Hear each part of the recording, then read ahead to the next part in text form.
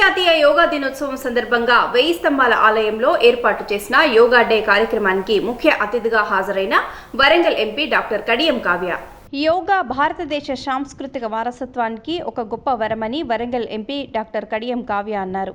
1000 స్తంభాల ఆలయంలో ఆయుష్ డిపార్ట్మెంట్ ఆధ్వర్యంలో నిర్వహించిన అంతర్జాతీయ యోగా డేలో స్థానిక శాసనసభ్యులు నాయిని రాజేందర్ రెడ్డితో కలిసి వరంగల్ పార్లమెంటు సభ్యురాలు డాక్టర్ కడియం కావ్య ముఖ్య అతిథిగా పాల్గొన్నారు.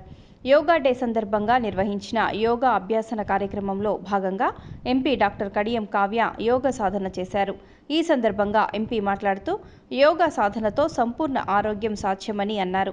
యోగాతో శారీరక దృఢత్వం, మానసిక ప్రశాంతత లభిస్తాయన్నారు. యోగా ద్వారా శరీరంలోని ప్రతి అవయవానికి ప్రయోజనం కలుగుతుందన్నారు.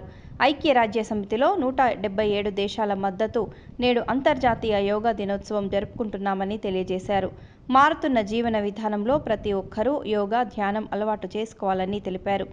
ఆయుష్ డిపార్ట్మెంట్ వారు పట్టణాలతో పాటు గ్రామీణ ప్రాంతాల్లో ఆరోగ్యం కోసం యోగాను ప్రోత్సహించాలన్నారు. కొన్ని యోగా సెంటర్లను ఏర్పాటు చేయాలని సూచించారు. ఈ కార్యక్రమంలో జిల్లా అడిషనల్ కలెక్టర్ వెంకట్రెడ్డి, డిఎం&హెచ్ఓ అప్పయ్య, ఆయుష్ డిపార్ట్మెంట్ అధికారులు, స్థానిక ప్రజా ప్రతినిధులు తదితరులు పాల్గొన్నారు.